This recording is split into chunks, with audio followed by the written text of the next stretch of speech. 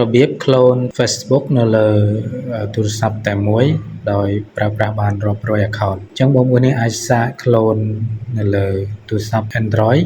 ហើយខ្ញុំធ្វើការ clone រហូតដល់28 account ហើយអញ្ចឹងបើសិនជាយើងចង់ clone បន្តទៀតគឺ clone បានគ្រាន់តែយើងចុចសញ្ញាបូកនេះមកហើយបន្តមកយើងចុចនៅលើ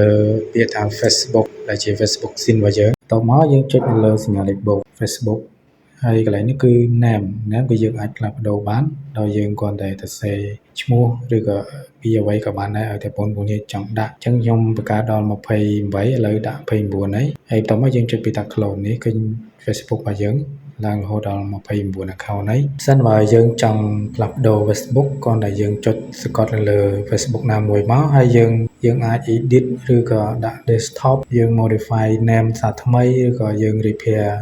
code វាសាថ្មីហើយយើងអាចលុបបានទៀតអញ្ចឹងងាយស្រួលសម្រាប់ដែលយើងប្រើប្រាស់ជាមួយ Facebook នៅពេលដែលវាខូចយើងអាចលុបឬក៏ edit name ថ្មីបានហើយយើងចុចលើពាក្យថា edit location មួយមកយើងអាច edit កន្លែងវាផ្លាស់ប្ដូរវាបានអត់នេះឃើញហ្នឹងបងមានយើងអាចផ្លាស់ប្ដូរទីតាំងរបស់ Facebook បានបើមិនជាយើងអត់ចុច edit location ទេគឺយើងអត់អាចចុចប្ដូរទីតាំងបានទេឥឡូវយើងធ្វើការ clone Facebook បន្តទៀតគឺខ្ញុំ clone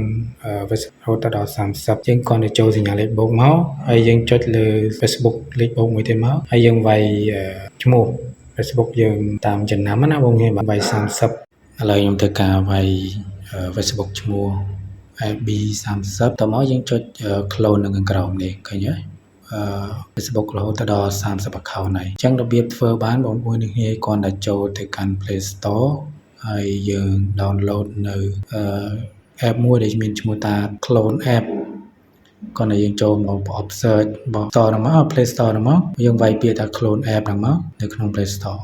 បាទឥឡូវយើងរកពាក្យថា Clone App Parallel អញ្ចឹងយើងចុច install app ហ្នឹងមកដើម្បីយើងប្រើប្រាស់បានឥឡូវយើងចូលមកកម្មវិធីហ្នឹងតទៅយើង download ហើយអញ្ចឹងយើង download ហើយយើងអាចធ្វើការ clone បានគ្រាន់តែយើងចុចសញ្ញាលេខបូកហ្នឹងមកយើងនឹងប្រើប្រាស់ជាមួយនឹងកម្មវិធីផ្សេងៗនេះសិតតែជាកម្មវិធីដែលយើងអាច clone នៅក្នុង app ហ្នឹងបានអញ្ចឹងបើសិនជាយើងចង់ដាក់វាទៅលើ desktop ឬក៏លើអេក្រង់របស់យើងគឺយើងគ្រាន់តែចុចសកត់លើវាហើយយើងចុចពាក្យថា desktop មកហើយយើងចុចពាក្យថា add automatically ហ្នឹងមកជាការស្រេចហើយអញ្ចឹង Facebook របស់យើងគឺនៅលើអេក្រង់បាទនេះគឺជា app របស់យើងដែលយើងដាក់មកជា desktop ហើយយើងអាចប្រើប្រាស់បានច្រើន account អញ្ចឹងបងប្អូនអាចធ្វើតាមវិធីនេះបានសូមអរគុណបងប្អូន